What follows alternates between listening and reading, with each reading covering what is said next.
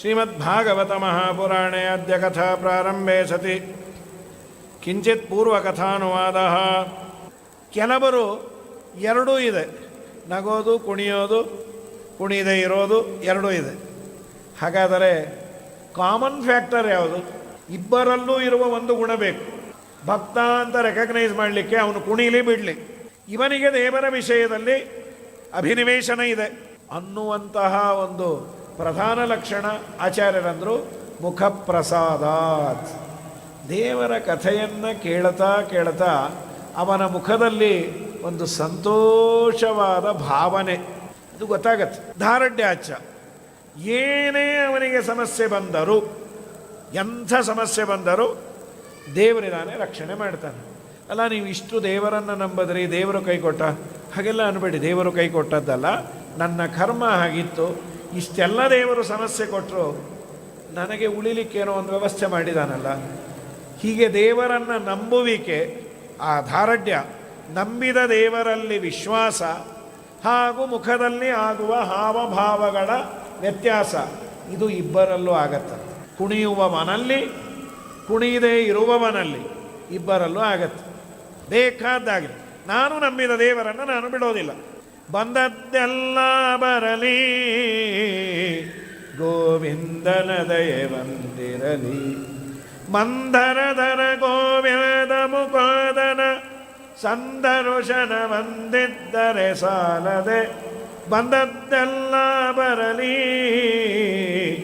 ಗೋವಿಂದನ ದಯೆ ಬಂದಿರಲಿ. ಅರಗಿನ ಮನೆಯೊಳಗಂದು ಪಾಂಡವರನ್ನು ಕೊಲಿಸಬೇಕೆಂದು ದುರುಳ ದುರ್ಯೋಧನ ಇರಲು ಆ ಕ್ಷಣದಿಂದ ಹರಿಕೃಪೆಯಲ್ಲಿ ಅವರಿದ್ದ ಕಾರಣ ಬಂದ ದುರಿತ ಬಯಲಾಯಿತಲ್ಲದೆ. ಬಂದದ್ದೆಲ್ಲ ಬರಲಿ, ಗೋವಿಂದನ ದಯವಂದಿರಲಿ. ಈ ಎರಡನ್ನು ನಾವು ಗಮನಿಸಿ ಭಗವದ್ಭಕ್ತ ಅಂತ ಡಿಸೈಡ್ ಮಾಡುವ. ಬೇರೆಯವರನ್ನು ಗಮನಿಸೋದು ಬೇಡ, ನಾನು ಹೌದೋ ಅಲ್ಲೋ ತಿಳ್ಕೊಳ್ಳುವ. ದೇವರ ಕಥೆ ಕೇಳಿದಾಗ, ಪಾಠವನ್ನು ಕೇಳಿದಾಗ, ಓಹ್ ಸಂತೋಷ ಆಗ್ತಾ ಇದೆ ಅನ್ನೋದೇನಾದರೂ ನನ್ನ ಮನಸ್ಸಿಗೆ ಅನ್ನಿಸಿದರೆ ಐ ಆಮ್ ಆನ್ ಟ್ರ್ಯಾಕ್, ನಾನು ಸದ್ಯ ಟ್ರ್ಯಾಕ್ ಮೇಲಿದ್ದೇನೆ. ಇದು ಮೊದಲನೇ ಪ್ರಶ್ನೆ. ಅದಕ್ಕೆ ಉತ್ತರ. ಎರಡನೇ ಪ್ರಶ್ನೆ ಏನು ಅಂದರೆ, ಭಾಗವತ ಉತ್ತಮರು, ಭಾಗವತ ಮಧ್ಯಮರು, ಭಾಗವತ ಅಧಮರು ಅಂದರೆ ಯಾರು? ಸಾಮಾನ್ಯ ಈ ಪ್ರಶ್ನೆ ಮಾಡಿದಾಗ ನಾವು ಅಂದ್ಕೊಳ್ತೀವಿ, ಯಾರ ಮನೆಯಲ್ಲಿ ಒಳ್ಳೆ ಭಾಗವತ ಪುಸ್ತಕ ಇದೆ ಅವರು ಉತ್ತಮ ಭಾಗವತರು, ಸ್ವಲ್ಪ ಹಾಳಾಗಿರೋ ಪುಸ್ತಕ ಇದೆ ಅವರು ಮಧ್ಯಮರು, ಭಾಗವತ ಪುಸ್ತಕವೇ ಇಲ್ಲದೆ ಇದ್ದರೆ ಅವರು ಅಧಮರು. ಅದಲ್ಲ. ಭಾಗವತ ಉತ್ತಮರು, ಮಧ್ಯಮರು, ಅಧಮರು ಅನ್ನೋದಕ್ಕೆ ಒಂದು ಸುಂದರವಾದ ಚಿಂತನೆಯನ್ನು ಇಲ್ಲಿ ಹೇಳುತ್ತೆ. ಸರ್ವಭೂತೇಷು ಯಪ್ಪಶ್ಯೇತ್ ಭಗವತ್ ಭಾವಮಾತ್ಮನಃ ಭೂತಾನಿ ಭಗವತ್ಯಾತ್ಮನ್ ಏಷ ಭಾಗವತೋತ್ತಮಃ. ಎಲ್ಲರಲ್ಲಿ ದೇವರನ್ನು ಕಾಣುವವನು, ಎಲ್ಲರಲ್ಲಿ ದೇವರಿದ್ದಾನೆ ಅಂತ ಚಿಂತನೆ ಮಾಡುವವನು ಯಾರೋ ಅವನನ್ನು ಭಾಗವತೋತ್ತಮ. ಇದು ಮೇಲು ನೋಟಕ್ಕೆ ಎಲ್ಲರಲ್ಲೂ ದೇವರಿದ್ದಾನೆ ಅಂದು ಬಿಟ್ಟರೆ ಇದ್ದಾನೆ, ದೇವರಿಲ್ಲ ಅಂತಲ್ಲ. ಹಾಗಾದರೆ ಎಲ್ಲರೂ ಪೂಜಾರ್ಹರ? ಕೆಲವು ಕಡೆ ಮಾತ್ರ ನಾವು ಪೂಜೆ ಮಾಡ್ತೇವೆ, ಕೆಲವು ಕಡೆ ಮಾಡೋದಿಲ್ಲಲ್ಲ. ಈ ವೈಲಕ್ಷಣ್ಯ ಎಲ್ಲ ಯಾಕೆ? ಈ ಎಲ್ಲ ಪ್ರಶ್ನೆಗಳು, ಗೊಂದಲಗಳು ಎಲ್ಲ ಇದೆ. ಅದಕ್ಕೆ ಆಚಾರ್ಯರು ತುಂಬ ಒಳ್ಳೆಯ ತಾತ್ಪರ್ಯವನ್ನು ಆಚಾರ್ಯರು ಕೊಟ್ಟದ್ದಕ್ಕೆ ಈ ಶ್ಲೋಕಗಳು ನಮಗೆ ಅಡ್ಡದಾರಿ ಹಿಡಿಸುವುದಿಲ್ಲ. ಆಚಾರ್ಯರು ಭಾಗವತೋತ್ತಮರ ಲಕ್ಷಣವನ್ನು ಹೇಳಬೇಕಾದರೆ, ಸರ್ವಂ ಹರೇರ್ ವಶತ್ವೇನ ಶರೀರಂ ತಸ್ಯ ಭಣ್ಯತೆ ಅನನ್ಯಾಧಿಪತಿತ್ವಾಚ್ಚ ತದನನ್ಯಂ ಉದೀರ್ಯತೆ ನ ಚಾಪ್ಯಭೇದೋ ಜಗತ ವಿಷ್ಣೋ ಪೂರ್ಣಗುಣಸ್ಯತು ಇತಿ ಹರಿವಂಶೇಷು ಅಂತ ಶ್ರೀಮದಾಚಾರ್ಯ ಹೇಳೋದು.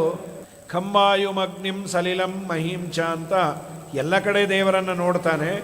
ಇದು ಹಿಂದಿನ ಪದ್ಯದ್ದೇ ಕಂಟಿನ್ಯೂ ಆಚಾರ್ಯರ ತಾತ್ಪರ್ಯ. ಎಲ್ಲ ಕಡೆ ದೇವರಿದ್ದಾನೆ, ಈ ಪ್ರಪಂಚವೇ ದೇವರು ಅಂತ ಆ ಅರ್ಥ ಇದೆ. ಇನ್ನು ಈ ಭಾಗವತ ಉತ್ತಮರು ಮಧ್ಯಮರು ಅನ್ನುವ ಪ್ರಶ್ನೆಗೆ ಪೂರ್ಣತ್ವಾದ ಆತ್ಮಶಬ್ದೋಕ್ತಃ ಕಶ್ಚಿತ್ ಸರ್ವ ನರೋತ್ತಮ. ಆಚಾರ್ಯರು ಹೇಳೋದೇನೆಂದರೆ, ದೇವರಲ್ಲಿ ಭಕ್ತಿಯನ್ನು ಮಾಡೋದು ಸರ್ವಭೂತೇಷು ಯಪ್ಪಶ್ಯೇತ್ ಭಗವದ್ಭಾವಮಾತ್ಮನಃ ಭೂತಾನಿ ಭಗವತ್ಯಾತ್ಮನ್ನೇಷ ಭಾಗವತೋತ್ತಮ ಅಂತ ಹೇಳಿದಾಗ, ಯೋಗ್ಯತೆ ಮೀರಿ ಯಾರನ್ನು ದ್ವೇಷ ಮಾಡೋದಿಲ್ಲ. ಭಗವದ್ವೇಷಿಗಳು ಯಾರೋ ಅವರನ್ನು ದ್ವೇಷ ಮಾಡೋದು ಅದು ಒಂದು ದೇವರ ಪೂಜೆ. ಎಲ್ಲರ ಹತ್ರ ನಾವು ತುಂಬ ಫ್ರೆಂಡ್ಶಿಪ್ ಅಂಥೇಳಿ ದುರ್ಯೋಧನಾದಿಗಳನ್ನು ತುಂಬ ಹೊಗಳ್ತಾ ಇರೋದು, ಹೋಗಲಿ ಬಿಡಿ ಸಾರ್ ಪಾಪ ಅವನಾದರೂ ಏನು ಮಾಡೋಕ್ಕಾಗತ್ತೆ, ನಿಮಗೂ ರಾಜ್ಯ ಹೋಗಿದ್ರೆ ಗೊತ್ತಾಗಿರೋದು. No soft corner. ದುರ್ಯೋಧನನ ಬಗ್ಗೆ ಸಾಫ್ಟ್ ಕಾರ್ನರ್ ಇಲ್ಲ. ದುರ್ಯೋಧನನ ಬೈಯೋದು ಭಗವಂತನ ಪ್ರೀತಿ ಅಂಥೇಳಿ ಅಧಿಕ ಮಾಸದಲ್ಲಿ 33 ದೇವರ ನಾಮ 33 ದೇವರ ಸ್ತೋತ್ರ ಬಿಟ್ಟು ದಿನ ದುರ್ಯೋಧನ ಯೋಗ್ಯ ದುರ್ಯೋಧನ ಯೋಗ್ಯ ದುರ್ಯೋಧನ ಯೋಗ್ಯ ಅಂತ 33 ಅಲ್ಲ 3330 ಸರಿ ಹೇಳ್ತೀನಿ ಅಂದರೆ, ದುರ್ಯೋಧನ ಅಯೋಗ್ಯ ದುಶ್ಯಾಸನ ಅಯೋಗ್ಯ ಹೇಳು ಸಾಕು. ವಾಯುಸ್ತುತಿ ಹೇಳು, ಸುಮಧ್ವಜಯ ಹೇಳು, ವಿಷ್ಣು ಸಹಸ್ರನಾಮ ಪಾರಾಯಣ ಮಾಡು. ಅಯೋಗ್ಯ ಅಂಥೇಳಿ 24 ತಾಸು ಅವನ ಧ್ಯಾನ ಮಾಡ್ತಾ ಕೂತಿರಬೇಡ.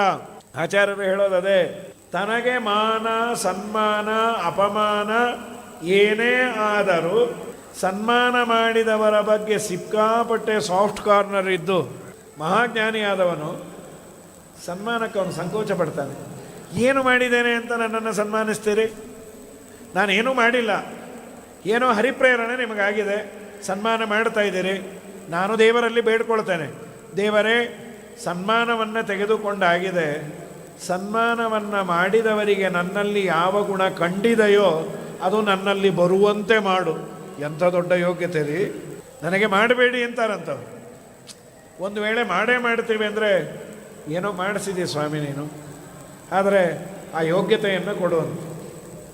ಇದೇ ರೀತಿ ದ್ವೇಷ ಮಾಡಿದವರ ಬಗ್ಗೆನೂ ಅವರು ದ್ವೇಷ ಮಾಡಿದವನು ಒಂದು ಕೈ ನೋಡ್ಕೋತೇನೆ ರೀ, ನಮಗೊಂದು ಕಾಲ ಅವನು ನನ್ನನ್ನು ಬೈದ, ನನ್ನ ಪ್ರಾಚೀನ ಕರ್ಮ, ನಾನು ಯಾರಿಗೋ ಜನ್ಮಾಂತರದಲ್ಲಿ ಬೈದಿದ್ದೆ, ಅವನ ಮುಖಾಂತರ ದೇವರು ಬಯಸ್ದ. ಏನು ಈ ಮಟ್ಟವನ್ನು ಮುಟ್ಟಿಬಿಟ್ರೆ ಅವನಿಗೆ ಜಗಳ ಇಲ್ಲ, ತೋಟಿ ಇಲ್ಲ, ಯಾರು ಏನು ಬೇಕಾರಲ್ಲ, ನೆಮ್ಮದಿಯಿಂದ ಇರಬಹುದು. ಇದು ರಿಯಾಲಿಟಿ, ಇದು ವಾಸ್ತವಿಕತೆಯೇ. ಅದು ಒಬ್ಬ ವ್ಯಕ್ತಿ ಯಾರೋ ನನ್ನನ್ನು ಬಂದು ಬೈಲಿಕ್ಕೆ ಅವನು ಅಸ್ವತಂತ್ರ, ಅವನಲ್ಲಿ ನಿಂತು ದೇವರೇ ಬಯಸೋದು. ದೇವರು ನನ್ನನ್ನು ಬೈದು ಆನಂದ ಪಡುವಷ್ಟು ಸಣ್ಣೋನಲ್ಲ. ಬಯಸಿದಾನೆ ಅಂದರೆ ನಾನು ಮಾಡಿದ ಕರ್ಮವನ್ನೇ ದೇವರು ಅವನ ಮುಖಾಂತರ ಕಡಿಮೆ ಮಾಡ್ದ ಅಂತ. ಈ ಮಟ್ಟದಲ್ಲಿ ಆಲೋಚನೆ ಮಾಡೋರು ತುಂಬ ಅಪರೂಪ. ಹಾಗೆ ಆಲೋಚನೆ ಮಾಡ್ದ ಅಂದರೆ ತುಂಬ ಪುಣ್ಯ ಉಂಟಂತೆ.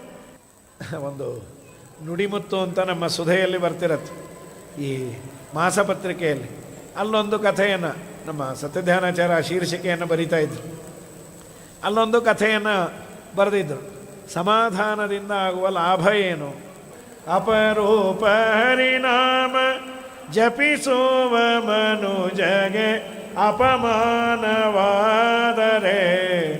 ಒಳ್ಳೆಯದು. ಅಪಮಾನದಲ್ಲಿ ತಪವೃದ್ಧಿಯಾಗುವುದು, ಅಪಮಾನದಿಂದ ಪುಣ್ಯ ಸಫಲವಾಗುವುದು. ಅಪಮಾನದಲ್ಲಿ ನೃಪದ್ರವರಾಯಗೆ ಕಪಟ ನಾಟಕ ಕೃಷ್ಣ ಅಪರೋಕ್ಷವಾದನು. ಅಪಮಾನವಾದರೆ ಒಳ್ಳೆಯದು. ಮಲತಾಯಿಯ ಅಪಮಾನ ವಾಸುದೇವರೂಪಿ ಭಗವಂತನ ದರ್ಶನಕ್ಕೆ ಕಾರಣ ಆಯಿತು. ಇದು ಮಹಾಜ್ಞಾನಿಗಳ ವ್ಯೂ ಆಫ್ ಥಿಂಕಿಂಗ್ ಅಂತ. ಇನ್ನು ಮಧ್ಯಮ ಭಾಗವತ ಅಂದರೆ ಹೇಗಿರ್ತಾನೆ? ಈಶ್ವರೇ ತದಧೀನೇಶು ಬಾಲಿಶೇಷು ದ್ವಿಷಸ್ಸು ಚ ಪ್ರೇಮ ಮೈತ್ರಿ ಕೃಪಾ ಉಪೇಕ್ಷಾ. ಇವನು ಸ್ವಲ್ಪ ಕಡಿಮೆ ಮಾಡ್ದ. ಕರೋತಿ ಯಕ್ಕರೋತಿ ಸಮಧ್ಯಮಃ. ಈಶ್ವರನಲ್ಲಿ ದೇವರಲ್ಲಿ ಭಕ್ತಿ. ಅದು ಭಕ್ತಿ ಏನು? ಸರ್ವೋತ್ತಮ ಅಂತಲ್ಲಂತೆ. ಆಚಾರ್ಯರು ಬರೀತಾರೆ, ನಾರಾಯಣ ಅಂತ ಒಬ್ಬ ವ್ಯಕ್ತಿ ಇದ್ದಾನೆ, ಪೂರ್ಣತ್ವಾದ ಆತ್ಮಶಬ್ದೋಕ್ತಃ ಕಶ್ಚಿತ್ ಸರ್ವ ನರೋತ್ತಮಃ ಸೋಪಿ ನಾರಾಯಣೋ ನಾನ್ಯಃ ಸ ಚ ಸರ್ವೇಷು ಸಂಸ್ಥಿತಃ ತದ್ವಶ ಇತರೇ ಸರ್ವೇ ಶ್ರೀ ಬ್ರಹ್ಮೇಶ ಪುರಸ್ಸರಾಹ. ಇದು ಉತ್ತಮ ಭಕ್ತನಾದ ಚಿಂತನೆ. ಸರ್ವೋತ್ತಮನಾದ ದೇವರೇ ಬ್ರಹ್ಮಾದಿಗಳಲ್ಲಿ ಇದ್ದು ಉತ್ತಮ ಭಕ್ತರು ಹೀಗೆ ಚಿಂತನೆ ಮಾಡ್ತಾರೆ ಅಂತ. ಏನನ್ನ? ಸಯೇವತು ಸ್ವಭಕ್ತೇಷು ಸ್ಥಿತ್ವಾ ಅನುಗ್ರಹಕಾರಕ. ತನ್ನ ಭಕ್ತನಲ್ಲಿ ಇದ್ದು, ಯಾರೋ ನಮಗೆ ಅನುಗ್ರಹ ಮಾಡಿದರು, ಯಾರೋ ನಮಗೆ ಆನರ್ ಮಾಡಿದ್ರು, ಈಗ ಹೇಳೋದಲ್ಲ, ಆನರ್ ಮಾಡಿಸಿಕೊಂಡವನಿಗೆ ದೇವರು ಮಾಡಿಸ್ದ ಅಂತಿರತ್ತೆ. ದೇವರೇ ಇವನಲ್ಲಿ ನಿಂತು ಮಾಡಿಸಿದ್ದು. ಅಗ್ನೇಶು ಅಜ್ಞಾನ ಯಂತಾಚ. ಅಜ್ಞಾನಿಗಳಲ್ಲಿ ನಿಂತು ಅಜ್ಞಾನವನ್ನು ಕೊಡುವವನು ಅವನೇ. ದ್ವಿಷಸ್ಸು ದ್ವೇಷಕಾರಕ. ನನ್ನನ್ನು ದ್ವೇಷ ಮಾಡುವವರಲ್ಲಿ ದ್ವೇಷವನ್ನು ಹುಟ್ಟಿಸುವವನೂ ದೇವರೇ. ಈ ಚಿಂತನೆ ಅದೇ ಈಗ ಹೇಳಿದ್ದನ್ನು ಆಚಾರ್ಯರು ಹೇಳಿದ್ದನ್ನೇ ನಾ ಹೇಳಿದ್ದು ಶ್ಲೋಕ ರೂಪದಲ್ಲಿ ಪ್ರಮಾಣವನ್ನು ಆಚಾರ್ಯರು ಕೊಡ್ತಾರೆ. ತತ್ಪ್ರೇರಿತಾಸ್ತದನ್ನೇತು ಪ್ರಿಯ ದ್ವೇಷಾಧಿಕಾರಿಣ. ಅವನಿಂದ ಪ್ರೇರಿತರಾಗೇ ಇವರು ಬೇಕಾದವರು, ಅವರು ಬೇಡದೇ ಇದ್ದವರು ಆದದ್ದು. ಜೀವನದಲ್ಲಿ ಈ ರೂಲ್ ಇಟ್ಕೊಂಡ್ರೆ ಅವರನ್ನು ಬೈ ಇವರನ್ನು ಬೈ 108 ಸಲ ಬೈತೇವೆ. ದೇವರೇ ಇವರಲ್ಲಿ ನಿಂತು ಹೀಗೆ ಮಾಡ್ತಾನೆ ಅನ್ನುವ ಅನುಸಂಧಾನ ಮಾಡಿಬಿಟ್ರೆ ಜಗಳವೇ ಇಲ್ಲ. ಹೀಗಾಗಿ ಇದು ಭಾಗವತೋತ್ತಮನ ಲಕ್ಷಣ. ಆಚಾರ್ಯರು ಅದರ ಅತಸ್ತತ್ ಪ್ರೇರಣಾದೇವ ಪ್ರೇಮಾದ್ಯ ಮಮಜಜ್ಞನೆ ಇತಿ ಪಶ್ಯತಿ ಯೋ ಬುದ್ಧ್ಯ ಸತು ಭಾಗವತೋತ್ತಮ. ಮಧ್ಯಮ ಭಾಗವತ ಹಾಗಲ್ಲಂತ. ಸರ್ವಾಧಿಕಂ ಪೃಥಗ್ ವಿಷ್ಣುಂ. ಎಲ್ಲಕ್ಕಿನ್ನ ದೊಡ್ಡವನು ದೇವರು ಅಂತ. ಆದರೆ ದೇವರ ಭಕ್ತರಿದಾರಲ್ಲ, ಅವರಲ್ಲಿ ದೇವರಲ್ಲಿ ಭಕ್ತಿ, ದೇವರ ಭಕ್ತರಲ್ಲಿ ಪ್ರೀತಿ, ಸಣ್ಣವರಲ್ಲಿ ಕೃಪೆ, ತನ್ನನ್ನು ಬೈಯುವವರಲ್ಲಿ ಅವನಿಗೆ ಉಪೇಕ್ಷೆ. ಎಲ್ಲರನ್ನ ಒಂದೇ ರೀತಿ ನೋಡಲಿಲ್ಲ. ಇದಕ್ಕೆ ವ್ಯಾಖ್ಯಾನ ಮಾಡ್ತಾ ಸುಧೀಂದ್ರ ಸ್ವಾಮಿಗಳಂತಾರೆ, ಎಲ್ಲವೂ ದೇವರಿಂದ ಆಯಿತು ಅನ್ನೋ ಕಾನ್ಸೆಪ್ಟ್ ಅವನಿಗಿರಲಿಲ್ಲ. ಜ್ಞಾತ್ವಾ ತತ್ರ ತದ್ವಶತ್ವಂ ನ ಜಾನಾತಿ ಸರ್ವಸ್ಯ ಜಗತೋಪಿತು. ಇಡೀ ಜಗತ್ತು ಭಗವಂತನ ವಶದಲ್ಲಿದೆ, ಅವನಿಂದಲೇ ಇವರೆಲ್ಲರೂ ಹೀಗೆ ಮಾಡೋದು ಅನ್ನೋ ಅಂಶ ಅವನಲ್ಲಿಲ್ಲ. ತಮಾಹುರು ಮಧ್ಯಮಂ ಭಕ್ತಂ. ಅವನನ್ನು ಮಧ್ಯಮ ಭಕ್ತ ಅಂದರು. ಇನ್ನು ಅಧಮ ಭಾಗವತ ಅಂದರೆ ಯಾರು? ಅರ್ಚಾಯಾಮೇವ ಹರಯೇ. ಅದು ಭಾಗವತ ಹೇಳುತ್ತೆ, ಪ್ರತಿಮೆಯಲ್ಲಿ ಮಾತ್ರ ದೇವರು, ಇನ್ನೆಲ್ಲೋ ಎಲ್ಲೋ ಎಲ್ಲೋ ದೇವರಿಲ್ಲ. ಇನ್ನೂ ಸ್ವಲ್ಪ ಮುಂದೋದರೆ ನಮ್ಮನೆ ಪ್ರತಿಮೆಯಲ್ಲಿ ಮಾತ್ರ ದೇವರು. ಶಾಲಿಗ್ರಾಮ ನಮ್ಮನೇಲಿ ಮಾತ್ರ, ಅವ್ರ ಮನೇಲಿ ಆ ದೇವರು ಇಲ್ಲೇ ಬಂದ್ಬಿಟ್ಟೆ ಅಂತ. ಮೊನ್ನೆ ನನ್ನ ಜೊತೆಗೆ ಬಂದ, ನಿನ್ನ ತಲೆ ಅಂತಾರೆ. ಅರ್ಚಾಯಾಮೇವ ಹರಯೇ ಪೂಜಾಮ್ಯ ಶ್ರದ್ಧೆಯ ಈಹತೆ. ಶ್ರದ್ಧೆಯಿಂದ ಪೂಜೆ ಮಾಡ್ತಾನೆ, ಆದರೆ ಸರ್ವತ್ರ ದೇವರು ವ್ಯಾಪ್ತನಾಗಿದ್ದಾನೆ, ಎಲ್ಲರಲ್ಲಿ ದೇವರಿದ್ದಾನೆ. ಅದವನಿಗೆ ಆ ಕಾನ್ಸೆಪ್ಟ್ ಇಲ್ಲ. ನ ತದ್ಭಕ್ತೇಶು ಚಾನ್ಯೇಶು. ಅವರ ಭಕ್ತರ ಬಗ್ಗೆ ಏನೂ ಕೆಮ್ಮತ್ತಿಲ್ಲ. ಸಭಕ್ತ ಪ್ರಾಕೃತ ಸ್ಮೃತಃ. ಆಚಾರ್ಯರು ಹೇಳ್ತಾರೆ, ದೇವರನ್ನು ಉಪೇಕ್ಷೆ ಮಾಡೋದಕ್ಕಿಂತ ದೇವರ ಭಕ್ತರನ್ನು ಉಪೇಕ್ಷೆ ಮಾಡಿದ್ರೆ ತುಂಬ ಬೇಜಾರಂತ ದೇವರಿಗೆ. ನನ್ನ ಭಕ್ತರನ್ನು ನೀನು ಏನಾದರೂ ಉಪೇಕ್ಷೆ ಮಾಡೋದಾದರೆ ನೀನು ಬೇಡ ಹೋಗು. ದೇವರಲ್ಲಿ ಭಕ್ತಿಯನ್ನು ಮಾಡಿ ದೇವರ ಭಕ್ತರನ್ನು ನಾವು ಉಪೇಕ್ಷೆ ಮಾಡಿದ್ರೆ ಯಸ್ತಾನ್ವೇಷ್ಟಿ ಸತಾನ್ವೇಷ್ಟಿ ಯಸ್ತಾನ್ ಅನುಚತಾನನು. ನನ್ನನ್ನು ದ್ವೇಷ ಮಾಡೋದಕ್ಕಿಂತ ಒಂದು ಕಡ್ಡಿ ಹೆಚ್ಚು ನನ್ನ ಭಕ್ತರನ್ನು ದ್ವೇಷ ಮಾಡೋದು. ನಾನು ಅವರನ್ನು ಎಂದೂ ಇಷ್ಟಪಡೋದಿಲ್ಲ. ನನ್ನ ಭಕ್ತರಲ್ಲಿ ಪ್ರೀತಿ ಇದೆಯಾ? ಅವಶ್ಯವಾಗಿ ನಿಮ್ಮ ಅನ್ನೋದಕ್ಕೆ ನಾವೆಲ್ಲ ಗುರುಗಳನ್ನು ಅನುಸರಣೆ ಮಾಡೋದು. ನಮ್ಮ ರಾಯರಂತಾರೋ ಬಿಡ್ತಾರೋ, ಅವರನ್ನು ಗಟ್ಟಿಯಾಗಿ ಹಿಡಿದ್ರೆ ದೇವರು ಬಾ ರಾಯರ ಕಡೆಯವನು ಅಂತಾನೆ.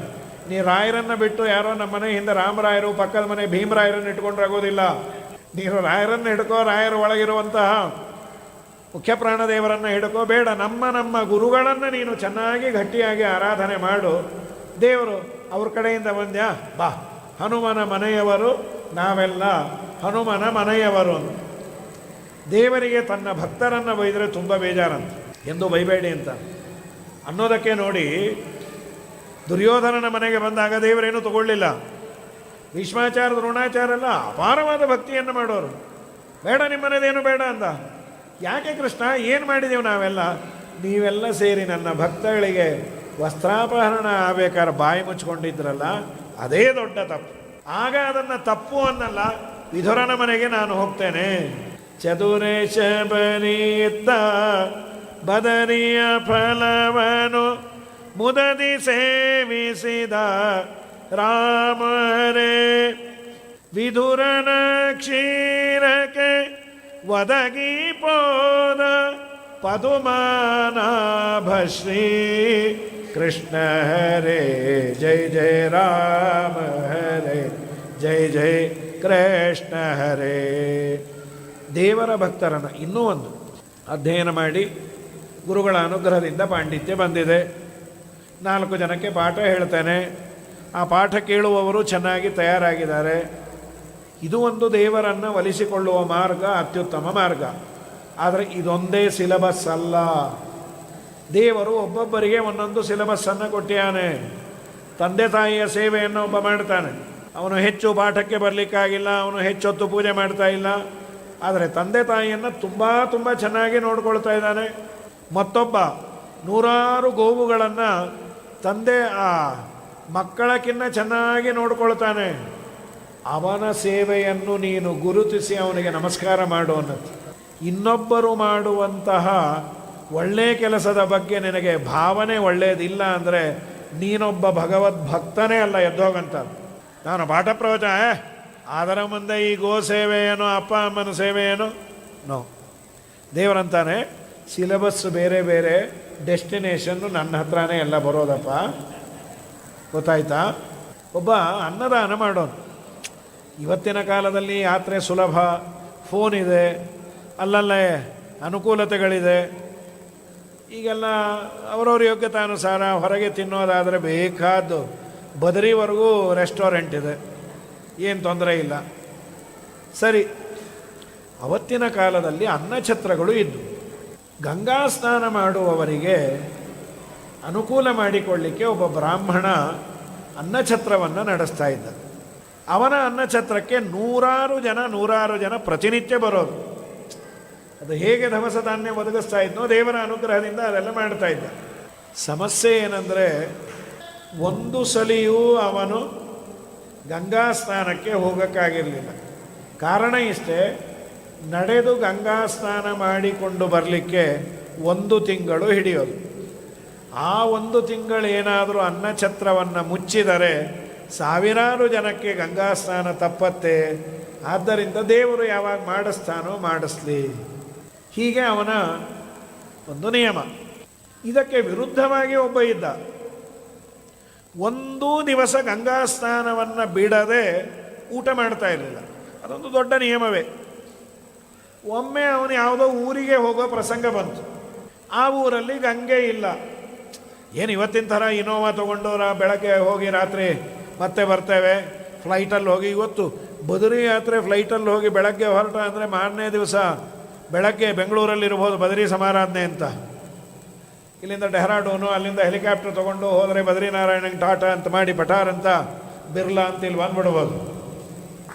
ಆ ಕಾಲ ಅಲ್ಲ. ಹಾಗಾದರೆ ಏನು ಮಾಡೋದು? ನನ್ನೊಟ್ಟಿಗೆ ನಾನು ಗಂಗೆಯನ್ನು ಸ್ವಲ್ಪ ತೊಗೊಂಡು ಹೋಗಿರ್ತೇನೆ. ನಾನು ಯಾರ ಮನೆಗೆ ಹೋಗ್ತೇನೋ ಅವರು ಗಂಗಾ ಸ್ನಾನ ಮಾಡಿದರೆ ಮಾತ್ರ ಅವರ ಜೀವನದಲ್ಲಿ ಗಂಗಾ ಯಾತ್ರೆಯನ್ನು ಮಾಡಿದವರ ಮನೆಯಲ್ಲೇ ನಾನು ಊಟ ಮಾಡ್ತೇನೆ. ಹೀಗೆ ಹೋದ. ವಾಪಸ್ಸು ಬರೋ ಕಾಲಕ್ಕೆ ಇವರ ಛತ್ರಕ್ಕೆ ಬಂದ. ಇವನಿಗೆ ಏನು ಆನಂದವೋ, ನಿತ್ಯದಲ್ಲಿ ಗಂಗಾ ಸ್ನಾನ ಮಾಡುವ ಪುಣ್ಯಾತ್ಮರು ನನ್ನ ಛತ್ರಕ್ಕೆ ಬಂದಿದ್ದಾರೆ. ಕಾಲು ಹಿಡಿದು ನಮಸ್ಕಾರ ಮಾಡಿ, ನನ್ನ ಭಾಗ್ಯ ನೀವು ಬಂದದ್ದು. ಏನಪ್ಪ, ಏನು ಅಷ್ಟು ನನ್ನನ್ನು ಹೊಗಳುತ್ತೆ? ದಿನಾ ಗಂಗಾ ಸ್ನಾನ, ಅಲ್ಲೇ ಇದ್ದೀನಿ ಗಂಗಾ ತೀರದಲ್ಲಿ. ಸ್ವಾಮಿ ನೀವು ಆಶೀರ್ವಾದ ಮಾಡಿ. ಏನು ಅಂದರು? ಇದುವರೆಗೂ ನನ್ನ ಜನ್ಮದಲ್ಲಿ ಗಂಗಾ ಸ್ನಾನವೇ ಆಗಿಲ್ಲ. ಮಾಡಬೇಕು ಅಂದರೆ ಈ ಅನ್ನಛತ್ರವನ್ನು ನೋಡಿಕೊಳ್ಳಲಿಕ್ಕೆ ಇನ್ನೊಬ್ಬರು ಆಲ್ಟರ್ನೇಟ್ ಇಲ್ಲ. ದಯಮಾಡಿ ಕ್ಷಮಿಸಬೇಕು. ಛೀ ಪಾಪಿ ಅಂತ ಎದ್ದು ಬಂದ್ಬಿಟ್ರೆ. ಛೇ, ಗಂಗಾ ಸ್ನಾನ ಮಾಡದೇ ಇರೋನು ಬದುಕ. ಅವನಿಗೆ ಪಾಪ ಹೇಳದೇ ಇದ್ದರೆ ಚೆನ್ನಾಗಿರೋದು ಏನೋ. ಛೇ, ಎಂಥ ಕೆಲಸ ಮಾಡಿದೆ. ಅವನು ಬಂದ ಗಂಗೆಗೆ. ಯಾರು?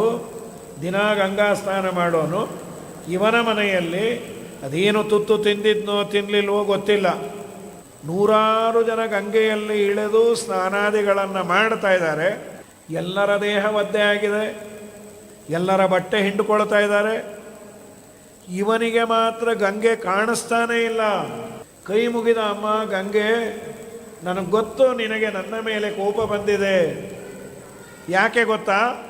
ಗಂಗೆಯಲ್ಲಿ ಸ್ನಾನ ಮಾಡದವನ ಮನೆಗೆ ಹೋಗಿ ಅವನ ಮುಖ ನೋಡಿ ಒಂದು ತುತ್ತು ಅನ್ನ ತಿಂದು ಬಂದಲ್ಲ. ಗಂಗೆ ಅಂದ್ಲು, ತಪ್ಪಾಗಿ ತಿಳಿದಿದೆ, ಅದಕ್ಕಲ್ಲ ಕೋಪ ಬಂದದ್ದು, ಅವನನ್ನು ಬಾಯಿಗೆ ಬಂದದ್ದು ಅಂದು ಬಂದೆಯಲ್ಲ. ಅವನು ಹಾಕುವ ಒಂದು ದಿವಸದ ಅನ್ನದಾನದ ಫಲವೂ ನೀನು ಇಷ್ಟು ವರ್ಷ ಮಾಡಿದ ಸ್ನಾನಕ್ಕಿಲ್ಲ, ಹೋಗು ಅಂದ್ಲಂತವಳು. ಏನು ತಿಳ್ಕೊಂಡಿದೆ ನೀನು? ಸಾವಿರಾರು ಜನ ಅವನ ಮನೆಯಲ್ಲಿ ಬಂದು ಅನ್ನ ತಿಂದು ಗಂಗಾ ಸ್ನಾನವನ್ನು ನೆಮ್ಮದಿಯಿಂದ ಮಾಡ್ತಿದ್ದಾರೆ. ಆ ಎಲ್ಲ ಪುಣ್ಯ ಅವನಿಗೆ ಬರುತ್ತೆ. ಬಂದವರಿಗೆ ಅವನು ಪಾದ ತೊಳೆದು ಆ ನೀರನ್ನು ಹಾಕ್ಕೊಳ್ತಾನೆ. ಗಂಗಾದಿ ಸಕಲ ತೀರ್ಥಗಳು ಅದರಲ್ಲಿದೆ ಅನ್ನುವ ಅನುಸಂಧಾನ ಮಾಡ್ತಾನೆ. ಯದಿಚ್ಛಸಿ ಮಹಾರಾಜ ಸರ್ವತೀರ್ಥಾವಗಾಹನಂ ವಿಪ್ರಪಾದ ವಿನಿರ್ಮುಕ್ತ ತೋಯಂ ಶಿರಸಿ ಧಾರಯೇತ್. ಶ್ರಾದ್ದದಲ್ಲಿ ಬ್ರಾಹ್ಮಣರ ಪಾದವನ್ನು ತೊಳಿಬೇಕಾದ್ರೆ ಹೇಳುವ ಮಂತ್ರ ಇದು.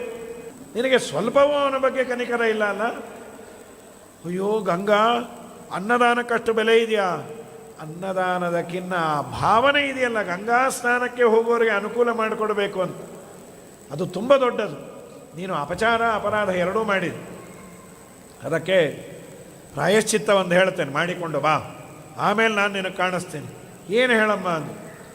ಏನೂ ಇಲ್ಲ, ಅವನ ಛತ್ರಕ್ಕೆ ಹೋಗಿ ಅವನ ಕಾಲಿಗೆ ಸಾಷ್ಟಾಂಗ ನಮಸ್ಕಾರ ಮಾಡು. ದಯಮಾಡಿ 1 ತಿಂಗಳು ನಿಮ್ಮ ಛತ್ರವನ್ನು ನಾನು ನೋಡ್ಕೊಳ್ತೇನೆ, ನೀವು ಗಂಗಾ ಸ್ನಾನ ಮಾಡಿ ಬನ್ನಿ ಅಂತ ಕಳಿಸು. ಆಮೇಲೆ 1 ತಿಂಗಳಾದ ಮೇಲೆ ನೀನು ಉದ್ಧಾರ ಆಗ್ತಿ ಅಂತ. ಅವನು ಹಾಗೆ ಮಾಡಿ ಉದ್ಧಾರ ಆದ. ಅಂದರೆ ಇನ್ನೊಬ್ಬರಲ್ಲಿರುವ ಸದ್ಗುಣಗಳನ್ನು, ಇನ್ನೊಬ್ಬರು ಮಾಡುವ ಭಗವಂತನ ಸೇವೆಯನ್ನು, ಅದು ರೀತಿ ಬೇರೆ. ತಂದೆ ತಾಯಿಗಳ ಸೇವೆಯನ್ನು ಮಾಡ್ತೇನೆ. ಪೂಜೆಯನ್ನು 10 ನಿಮಿಷ ಮಾಡಿದ. ಯಾಕೆ ಅಂದರು, 10 ನಿಮಿಷಕ್ಕೆ ಅವರು ಪಾಪ ಟಾಯ್ಲೆಟ್ಗೆ ಹೋಗಬೇಕು, ನಾನು ದರಿದ್ರ, ಯಾರನ್ನೂ ಇಟ್ಕೊಳ್ಳಿಕ್ಕಾಗೋದಿಲ್ಲ, ಪೂಜೆಯನ್ನು ಚೂರೇ ಮಾಡ್ತೇನೆ, ನನಗದೇ ಪೂಜೆ, ದೇವರು ಮೆಚ್ಚುತ್ತಾನೆ. ಇವನು ಸ್ನಾನಕ್ಕೆ ಹೋಗಿ, ನಾನೀಗ ಸ್ನಾನಕ್ಕೆ ಹೋಗ್ತಾ ಇದ್ದೇನೆ, ಇನ್ನು 3 ಗಂಟೆ ನೀವು ಕಿಮಕ್ ಅಂದರೆ ಶಾಲಿಗ್ರಾಮ ತಗೊಂಡೇ ನಿಮ್ಗೆ ಹೊಡಿತೀನಿ. ಇದು ಯಾವ ಪೂಜೆ? ಪುಂಡಲೀಕ ಮುನಿವರದ ನಮಿಪೆ ನಿಮಗೆ, ನೀ ತ್ವರಿತದಲೆ ಮಗೆ, ಪಾಂಡುರಂಗ ತತ್ಪಾದ ಪಾಲಿಸಯ್ಯ, ಕರುಣದಿ ಪಿಡಿ ಕೈಯ, ಪಾಂಡುರಂಗ ತತ್ಪಾದ ಪಾಲಿಸಯ್ಯ. ಬಂದ ಜನರ ಭವಸಾಗರ ಪರಿಮಿತಿ ತೋರಿಸುತಿ ಹರೀತಿ, ಚಂದದಿಂದ ಕರವಿಟ್ಟು ಕಟಿಗಳಲ್ಲಿ ಈ ಸುಕ್ಷೇತ್ರದಲ್ಲಿ ನಿಂದ್ಯ ಭೀಮ ತೀರ ಚಂದ್ರಭಾಗ ಅಲ್ಲಿಯ ವೈಭೋಗ, ತಂದೆ ಶ್ರೀಪತಿ ವಿಠ್ಠಲ ಸುಖ ಸಿಂಧು ಅನಾಥ ಬಂಧೋ, ಪಾಂಡುರಂಗ ತತ್ಪಾದ ಪಾಲಿಸಯ್ಯ. ದೇವರು ನಿಂತಂತ ಅಪ್ಪ ಅಮ್ಮನ ಸೇವೆಯೇ ನನ್ನ ಸೇವೆ ಅಂತ ಮಾಡ್ತೀಯನಲ್ಲ, ಆಶ್ಚರ್ಯವಾಗಿ ಕಟಿ ಇಟ್ಟು ಪುಂಡಲೀಕ ಮುನಿಗೆ ವರ ಒಲಿದು ನಿಂತಿದ್ದಾನೆ. ಹಾಗಾಗಿ ದೇವರು ಎಲ್ಲರೂ ಮಾಡುವ ಸೇವೆ ತಗೊಳ್ತಾನೆ ಅನ್ನೋ ಹೃದಯ ವೈಶಾಲ್ಯತೆ ಇರಬೇಕು.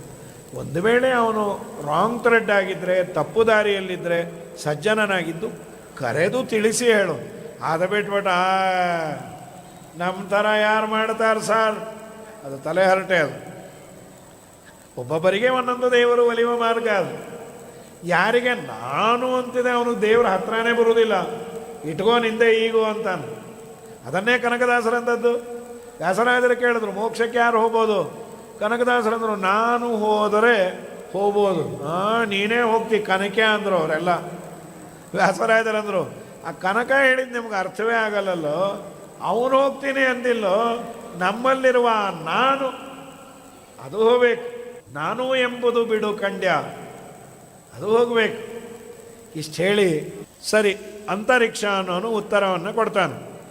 ಭಗವಂತ ಸೃಷ್ಟಿಯನ್ನು ಮಾಡಿ 1, ಆಮೇಲಿಂದ 10, ಪರಮಾತ್ಮನೇ ಸತತಮೇಕ ರೂಪಿಣೆ, ಆದಮೇಲೆ ದಶಾವತಾರ, ಶತರೂಪಿಣೆ, ಆಮೇಲೆ 100 ಯಾವುದು ಅಂದರೆ ನಾವು ಕಲಶದಲ್ಲಿ ಆವಾಹನೆ ಮಾಡ್ತೇವೆ. 51 ರೂಪಗಳು ಅಕಾರದಿಂದ ಕ್ಷಕಾರದವರೆಗೂ ಇರುವ ಮಾತೃಕಾನ್ಯಾಸ. ಅದಲ್ಲದೆ ಇನ್ನೂ ಒಂದು 50 ರೂಪಗಳನ್ನು ಹೇಳ್ತೇವೆ. ಅದನ್ನೇ ಇಲ್ಲೇ ಹೇಳ್ತಾರೆ. ಭಗವಂತ ವಿಶೇಷವಾಗಿ ಏವಂ ಸೃಷ್ಟ್ವಾ ಸಭೂತಾನಿ ಸವಿಷ್ಟೈ ಪಂಚಧಾತುಭಿ ಏಕದಾ ದಶದಾ ಆತ್ಮಾನಂ ವಿಭಜನ್ ಜುಷತೆ ಗುಣಾನ್. ಎಲ್ಲರಲ್ಲಿ ಇದ್ದು ಭಗವಂತ ಸಾರವನ್ನು ಗ್ರಹಣ ಮಾಡ್ತಾನೆ. ಮತ್ತು 100 ವರ್ಷ ಮಳೆನೇ ಬರುವುದಿಲ್ಲಂತೆ. ಚೆನ್ನಾಗಿ 12 ಸೂರ್ಯರು ಏಕಕಾಲಕ್ಕೆ ಉದಯಿಸಿದರೆ ಯಾವ ತಾಪವೋ ಆ ತಾಪದಿಂದ ಇಡೀ ಜಗತ್ತು ಬೆಂದು ಹೋಗುತ್ತೆ. ಪ್ರಳಯ ಕಾಲ ಹೇಗಿರುತ್ತೆ ಅನ್ನೋದನ್ನು ಎಲ್ಲ ಕೃಷ್ಣಾರ್ಪಣೆ ಆಗಿಬಿಡ್ತಾರೆ. 36, 38, 40ಕ್ಕೆ ಹೋದರೆ ಉಸಿರು ಬಿಡ್ತೇವೆ ನಾವು. ಹಾಗಾಗಿ ಇಲ್ಲಿ ಹೇಳ್ತಾರೆ, ಶತವರ್ಷ ಅನಾವೃಷ್ಟಿ ಭವಿಷ್ಯತಿ ಉಲ್ಬಣಾ ಭುವಿ. ಆಗ ಪಾತಾಳ ತಲಮಾಗಾಗಮ್ಯ ಸಂಕರ್ಷಣ ಮುಖಾನಲಹ. ಪಾತಾಳದ ತಲದಿಂದ ಸಂಕರ್ಷಣನ ಬಾಯಿಂದ ಬೆಂಕಿ ಬಂದು ಎಲ್ಲವನ್ನ ಸುಡತ್ತೆ. ಸುಟ್ಟಾದ ಮೇಲೆ 100 ವರ್ಷ ಮಳೆ ಬರುತ್ತಂತೆ. ಸಾಮರ್ಥಕ ಅಂತ ಪ್ರಳಯ ಕಾಲದ ಮೋಡಗಳು. ಒಂದೊಂದು ಹನಿ ಆನೆಯ ಸೊಂಡಿಲಂತ. ಧಾರಾಭಿಹಿ ಹಸ್ತಿ ಹಸ್ತಾಭಿಹಿ. ಹಸ್ತಿಯ ಹಸ್ತ, ಆನೆಯ ಕೈ ಯಾವುದು ಅಂದರೆ ಸೊಂಡಿಲು. ಆ ಥರ 100 ವರ್ಷ ಬರುತ್ತಂತೆ. ಎಲ್ಲ ಜಗತ್ತು ನೀರಿನಲ್ಲಿ ಸೇರತ್ತೆ. ಮತ್ತು ಒಂದೊಂದು ಭೂತಗಳು, ಪೃಥ್ವಿ ಅಪ್ಪಿನಲ್ಲಿ ಅಪ್ಪು, ನೀರಿನಲ್ಲಿ ನೀರು, ಬಂದು ಬೆಂಕಿಯಲ್ಲಿ ಬೆಂಕಿ. ಹೀಗೆ ವಾರಿಣ ಹೃತಗಂಧಾಭೂ ಸಲಿಲತ್ವಾಯ ಕಲ್ಪತೆ ಸಲಿತಂ ತದ್ಧೃತರಸಂ ಜ್ಯೋತಿಷ್. ಇದು ಲಯ. ಹೀಗಾಗತ್ತೆ. ರಾಜೋವಾಚ, ಸ್ವಾಮಿ, ನಾವು ಈ ಭಗವಂತನ ಸಂಸಾರದಲ್ಲಿ ನಮಗೆ ಹಾಕಿರುವ ಮೋಹವನ್ನು ಗೆಲ್ಲೋದು ಹೇಗೆ? ಆಗತ್ತೋ ಆಗೋದೇ ಇಲ್ವೋ? ಸಿಕ್ಕಾಪಟ್ಟೆ ಮೋಹ ಇದೆ. ಹೇಳೋ ಆಚಾರಗೂ ಇದೆ ಚೆನ್ನಾಗೆ, ಬರೀ ಕೇಳೋರ್ಗಲ್ಲ, ಎಲ್ಲರಿಗೂ ಇದೆ. ಇದನ್ನು ಗೆಲ್ಲಲಿಕ್ಕೆ ಸಾಧ್ಯ ಇದೆಯೋ ಇಲ್ಲೇ ಇಲ್ವೋ? ದಯಮಾಡಿ ಹೇಳಿ. ಅದಕ್ಕೆ ಹೇಳಿದ್ರು, 30 ಭಾಗವತ ಧರ್ಮಗಳು ಅಂತ ಇದ್ದಾವಪ್ಪ, ಅದನ್ನು ಅನುಸರಣೆ ಮಾಡಿದರೆ, ಹಿಂದೆ 7ನೇ ಸ್ಕಂದದಲ್ಲಿ ಹೇಳಿದೆ, ಸ್ವಲ್ಪ ಇಲ್ಲಿ 1-2 ಧರ್ಮಗಳನ್ನು ವಿಭಿನ್ನವಾಗಿ ಹೇಳಿದ್ದಾರೆ. ಅದನ್ನು ಅನುಸರಣೆ ಮಾಡಿದರೆ ದೇವರು ಅನುಗ್ರಹ ಮಾಡ್ತಾನೆ. ಇನ್ನು ಮತ್ತೊಂದು ಪ್ರಶ್ನೆಯನ್ನು ಮಾಡ್ತಾನೆ. ನಾರಾಯಣಾಭಿಧಾನಸ್ಯ ಬ್ರಹ್ಮಣ ಪರಮಾತ್ಮನಃ. ಭಗವಂತನ ಮಹಾಮಹಿಮೆಯನ್ನು ಹೇಳಿ. ಅಂದರೆ ಏನು ದೇವರು ಅನ್ನೋದಕ್ಕೆ ತುಂಬ ಅದ್ಭುತವಾಗಿ ವರ್ಣನೆ ಮಾಡ್ಯಾರ. ಪಿಪ್ಪಲಾಯನ ಅನ್ನೋನು ಹೇಳ್ತಾನೆ, ಚಿತ್ಯುದ್ಭವ ಪ್ರಲಯ ಹೇತುರಹೇತುರಸ್ಯ ಯಸ್ವಪ್ನ ಜಾಗರ ಸುಷುಪ್ತಿಷು ಸನ್ಬಹಿಶ್ಚ ದೇಹೇಂದ್ರಿಯಾಸುಹೃದಯಾನಿ ಚರಂತಿ ಯೇನ ಸಂಜೀವಿತಾನಿ ತದವೈಃ ಪರಂ ನರೇಂದ್ರ. ಸ್ಥಿತಿ, ಜಗತ್ತಿನ ಸ್ಥಿತಿ, ಉದ್ಭವ, ಸೃಷ್ಟಿ, ಪ್ರಳಯ. ಸೃಷ್ಟಿ ಸ್ಥಿತಿ ಲಯಗಳನ್ನು ಯಾರು ಮಾಡ್ತಾನೋ, ಯಾರು ಸೃಷ್ಟಿ ಸ್ಥಿತಿ ಲಯಗಳಿಗೆ ಕಾರಣನೋ ಅವನು ದೇವರು. ಅವನಿಗೆ ಯಾರು ಕಾರಣ? ಅವನು ಅಹೇತು. ಎಲ್ಲದಕ್ಕೂ ಅವನು ಹೇತು, ಅವನಿಗೆ ಯಾರು ಕಾರಣ ಇಲ್ಲ. ಏನು ನಮ್ಮ ಆಚಾರ್ಯರು ಮಾಡಿದ ದೊಡ್ಡ ಉಪಕಾರ ಅಂದರೆ, ಪ್ರಾಯ ಇವತ್ತಿನ ಕಾಲದಲ್ಲಿ ನಾವು ಈ ಭಾಗವತವನ್ನೆಲ್ಲ ಅಷ್ಟು ನೋಡಿರೋದಿಲ್ಲ. ಆದರೆ ಈ ಚಿಂತನೆಯನ್ನು ಮಾಡಬೇಕು ಅಂತ 12 ಸ್ತೋತ್ರದಲ್ಲಿ ಶ್ರೀಮದಾಚಾರ್ಯರು ವಶೀ ವಶೇನ ಕಸ್ಯಾಪಿ ಯೋಜಿತೋ ವಿಜಿತ ಕಿಲಃ ಸರ್ವಕರ್ತ ನ ಕ್ರಿಯತೆ. ಎಲ್ಲವೂ ಅವನ ವಶ, ಅವನು ಯಾರ ವಶದಲ್ಲಿ ಇಲ್ಲ. ಏನು ಆಚಾರ್ಯರು ಪುಟ್ಟ ಪುಟ್ಟ ಪದ್ಯಗಳು ಪ್ರಮೇಯದ ಪುಂಜವನ್ನೇ ತುಂಬಿಕೊಟ್ಟ್ಯಾರ. ದ್ವಾದಶಸ್ತೋತ್ರ ಸುಲಭವಾಗಿ ಹೇಳ್ಬೋದು. ಹಾರ್ಡ್ಲಿ ಅದೊಂದು 15 ನಿಮಿಷ, 15 ಇಲ್ಲ 10 ನಿಮಿಷದಲ್ಲಿ ಮುಗಿಯತ್ತೆ. ವಶೀ ವಶೇನ ಕಸ್ಯಾಪಿ ಯೋಜಿತೋ ವಿಜಿತ ಕಿಲ ಸರ್ವಕರ್ತ ನ ಕ್ರಿಯತೆ ತಂ ನಮಾಮಿ ರಮಾಪತಿಂ. ಇದು ಆಚಾರ್ಯರು ಅದೇ ಮಾತನ್ನು ಇಲ್ಲೇ ಹೇಳೋದು. ಆಮೇಲೆ ನೈನಮ್ಮನೋ ವಿಶತಿ ದೇಹೇಂದ್ರಿಯ ಅಸುಹೃದಯಾನಿ ಚರಂತೇನ. ಇಷ್ಟಲ್ಲ, ನಮಗೆ 3 ಅವಸ್ಥೆ. ಒಂದು ಎಚ್ಚರಿಕೆ, ಇನ್ನೊಂದು ಒಳ್ಳೆ ನಿದ್ದೆ. ಈ ನಿದ್ದೆಗೂ ಎಚ್ಚರಿಕೆಗೂ ಮಧ್ಯದಲ್ಲಿ ಒಂದು ಅವಸ್ಥೆ ಇದೆ, ಸ್ವಪ್ನ. ಈ 3 ಅವಸ್ಥೆಗಳನ್ನು ನಮಗೆ ಕೊಡುವವನು, ನಿಯಂತ್ರಣ ಮಾಡುವವನು ಯಾವನೋ ಅವನು ದೇವರು.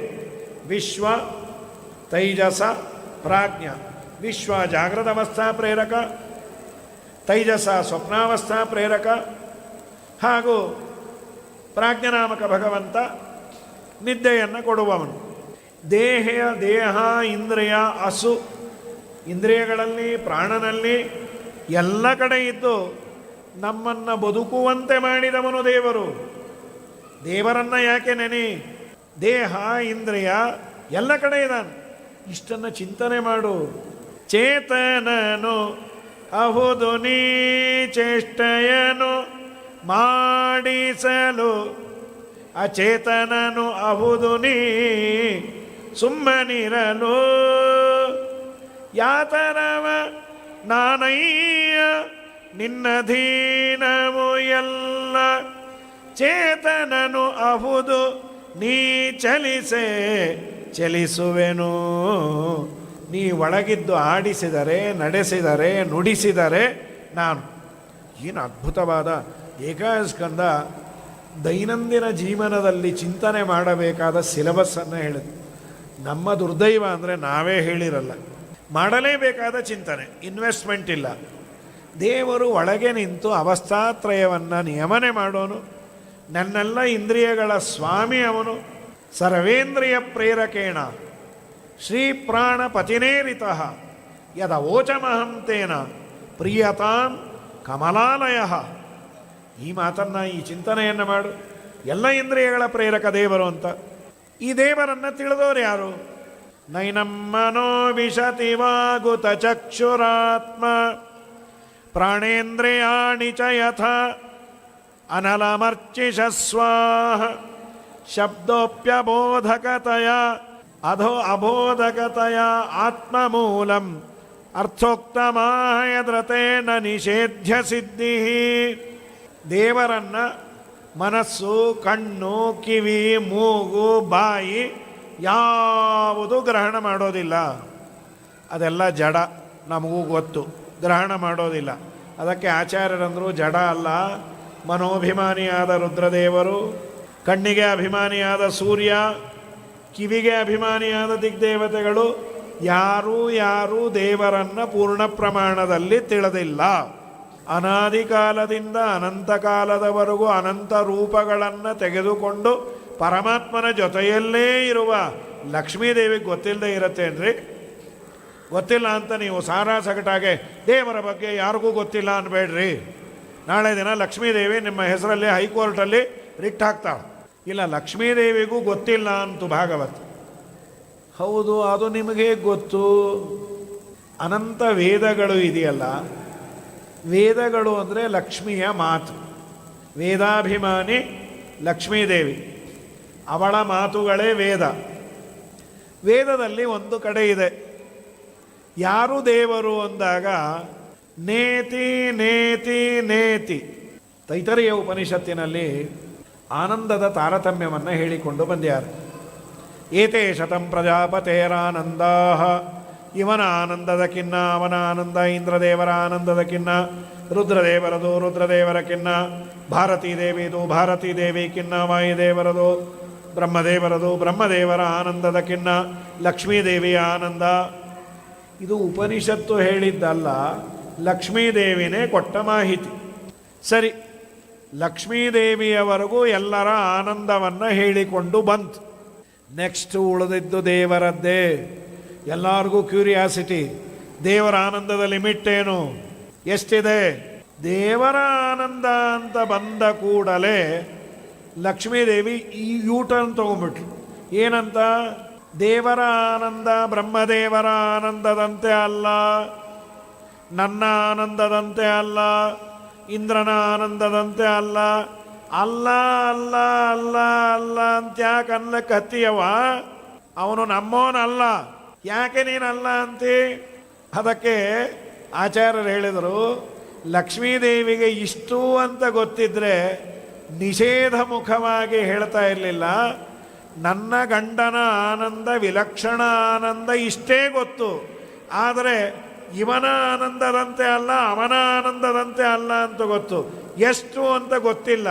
ಯಾಕೆ ಗೊತ್ತಿಲ್ಲ ಅಂದರೆ ಅದು ಅನಂತ. ಅದು ನೀವೆಲ್ಲ ಹೆಣ್ಣು ಮಕ್ಕಳು ದಿನ ಬೆಳಗ್ಗೆ ಎದ್ದು ಹೇಳ್ತೀರಿ, ಸತ್ಯ ಜಗತಿದು ಪಂಚಭೇದವು ನಿತ್ಯ ಶ್ರೀ ಗೋವಿಂದನ ಕೃತ್ಯ ಬರಿತು ತಾರತಮ್ಯದಿ ಕೃಷ್ಣನದಿಕೆಂದು ಸಾರಿರೈ.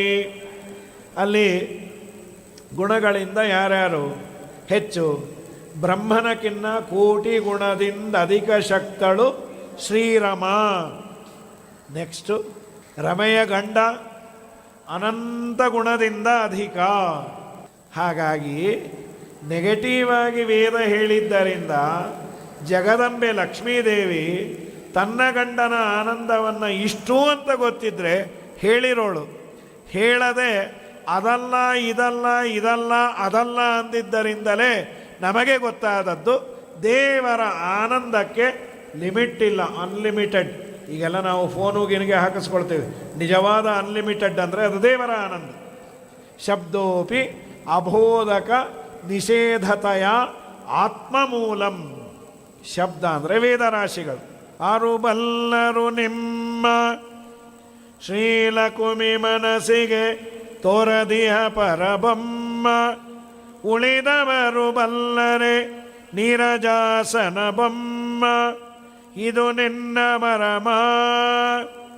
ನೀರೊಳಗೆ ಬನೆ ಬಾರ ಬೆನ್ನಲಿ ಕೊರೆದಾಡಯ ನಾರಸಿಂಹನೆ, ಧರೆಯ ಬೇಡಿದ ಧೀರ ಪುರುಷನೆ, ವಾರಿಬಂಧನ ಮಾರ ಜನಕನೆ, ನರಿಯರ ವ್ರತವಳಿದು ಕುದುರೆಯ ನೇರಿ ಮೆರೆದ ಸುಂದರಂಗನೆ, ತಿಳಿಯದೋ ನಿನ್ನಾಟ ತಿರುಪತಿಯ ವೆಂಕಟ. ಇಷ್ಟು ಹೇಳಿ ಆದ ಮೇಲೆ ಮುಂದಿನ ಪ್ರಶ್ನೆ ಕರ್ಮಯೋಗದ ಬಗ್ಗೆ ಹೇಳ್ತಾ, ಏವಂ ಪ್ರಶ್ನ ಋಷೀನ್ ಪೂರ್ವಂ. ನಾನು ಹಿಂದೆ ಕೇಳಿದೆ ಇದೇ ಪ್ರಶ್ನೆಯನ್ನು.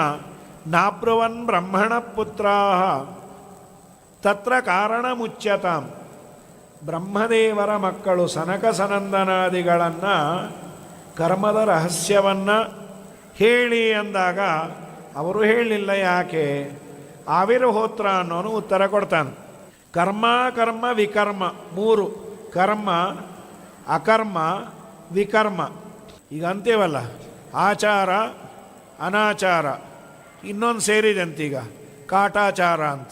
ಹಾಗೆ ಆಚಾರ ಅನಾಚಾರ ಕಾಟಾಚಾರ ಇನ್ನೂ ಸೇರ್ತಾನೆ ಹೋಗುತ್ತೆ. ಲೆಕ್ಕಾಚಾರ ಏನೇನು ಸೇರತ್ತೋ ಲೆಕ್ಕಾಚಾರಕ್ಕೆ ಆಚಾರ ಮಾಡೋದು ಅದು ಯಾವುದೂ ಅಲ್ಲ. ಇಲ್ಲಿ ಕರ್ಮ ಅಕರ್ಮ ವಿಕರ್ಮ ಅಂಥೇಳಿ ವೇದವಾದೋ ನಲೌಕಿಕ. ವೇದ ಹೇಳಿದೆ, ವೇದ ಹೇಳಿದ್ದನ್ನು ಮಾಡಬೇಡಿ ಅಂತ. ಅಲ್ಲ ರೀ, ಎಲ್ಲ ವೈದಿಕರು ಹೋಮ ಹವನ ಮಾಡ್ತಾ ಇದ್ದೀವಿ ಅಂದರೆ ನೀವು ವೇದ ಹೇಳಿದ್ದು ಮಾಡಬೇಡ್ರಿ. ಆಚಾರ್ಯರು ಹೇಳಿದರು, ವೇದದ ಸರಿಯಾದ ಅರ್ಥ ಜ್ಞಾನ ಇಲ್ಲದೆ ಬ್ಲೈಂಡಾಗಿ ಏನೋ ಮಾಡಲಿಕ್ಕೆ ಹೋಗಬೇಡಿ. ವೇದ ಕರ್ಮವನ್ನು ಮಾತ್ರ ಬೋಧನೆ ಮಾಡ್ತಾ ಇಲ್ಲ, ಕರ್ಮವನ್ನು ಬೋಧನೆ ಮಾಡೋದು. ಏನು?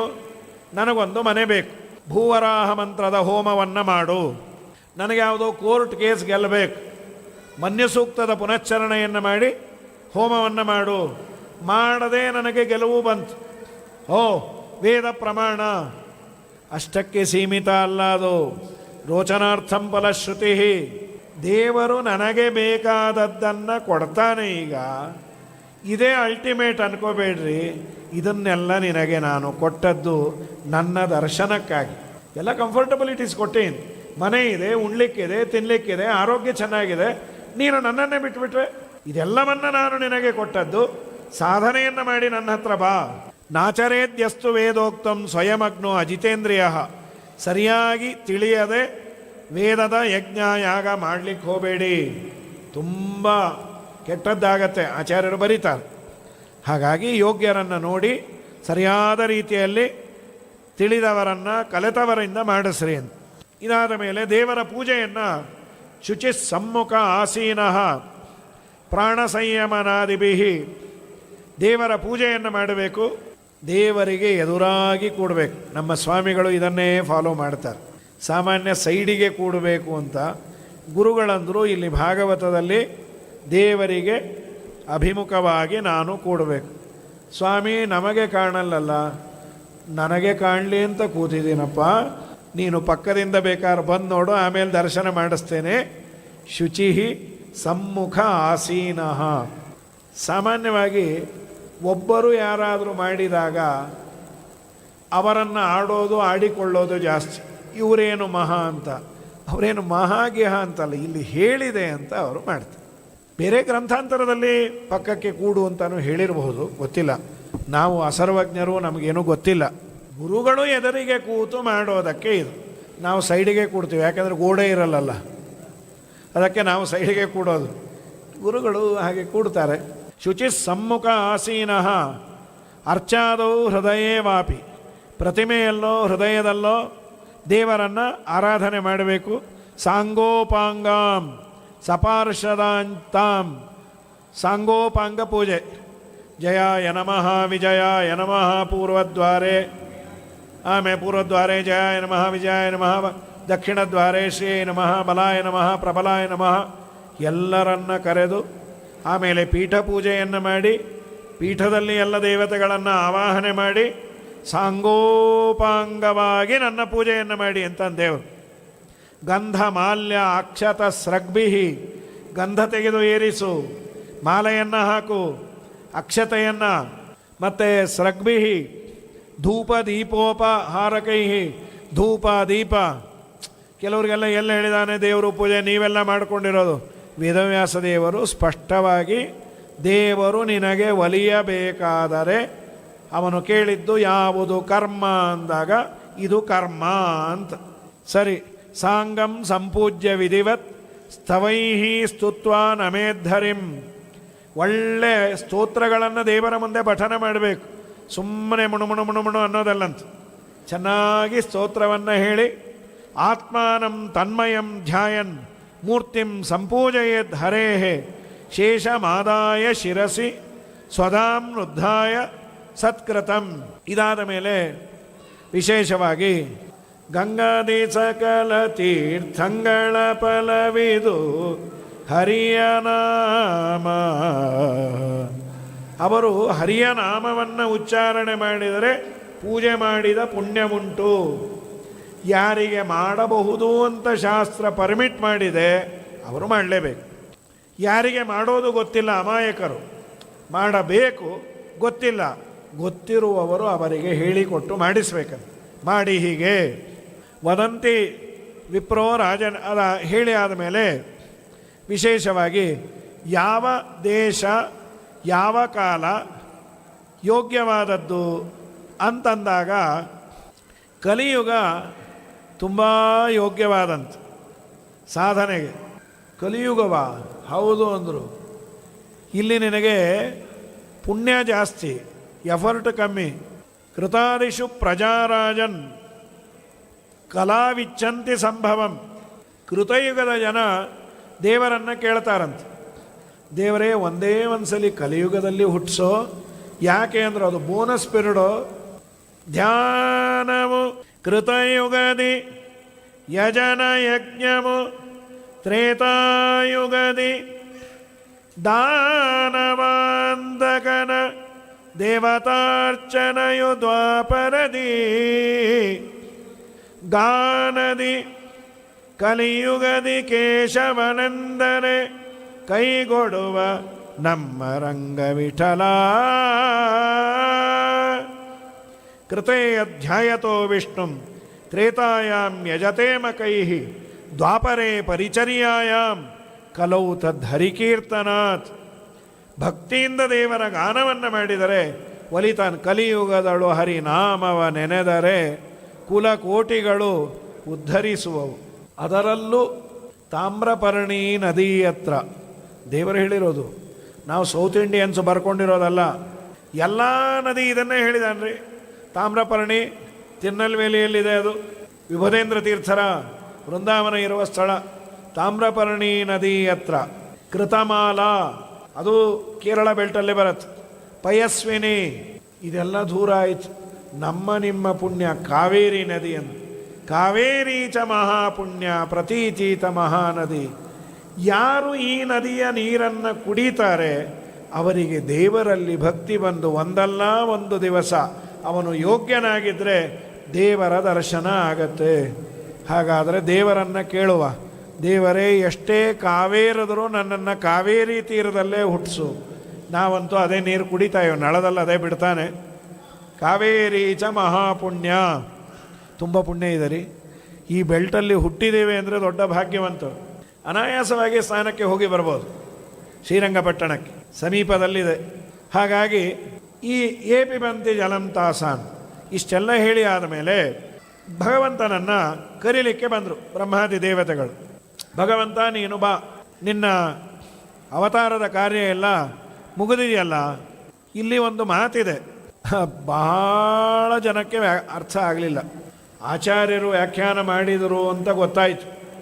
ಏನು ಗೊಂದಲ ಇದೆ ಅಂದರೆ, ಇಲ್ಲಿ ಬ್ರಹ್ಮಾದಿ ದೇವತೆಗಳು ಕರೀಲಿಕ್ಕೆ ಬಂದಾಗ ಯದುವಂಶೇ ಅವತೀರ್ಣಸ್ಯ ಭವತಃ ಪುರುಷೋತ್ತಮ, ಯದುವಂಶದಲ್ಲಿ ಅವತಾರ ಮಾಡಿದ ಹೇ ಪುರುಷೋತ್ತಮನೇ, ಪುರುಷೋತ್ತಮ ಮಾಸ ಕೃಷ್ಣನೇ ಪುರುಷೋತ್ತಮ, ಶರಶತಂ ವ್ಯತೀಯಾಯ ಪಂಚವಿಂಶಾಧಿಕಂ ಪ್ರಭೋ, 100 ವರ್ಷದ ಮೇಲೆ 25 ಆಗಿದೆ. ಅಂದರೆ 125 ವರ್ಷ ಆಗಿದೆ. ದೇವರು ಇದ್ದದ್ದೇ 106.5 ವರ್ಷ. ಮಹಾಭಾರತದಲ್ಲಿ 106.5 ವರ್ಷ ಅಂತ ಇದೆ. ಭಾಗವತ ಹೇಳ್ತು 125 ವರ್ಷ.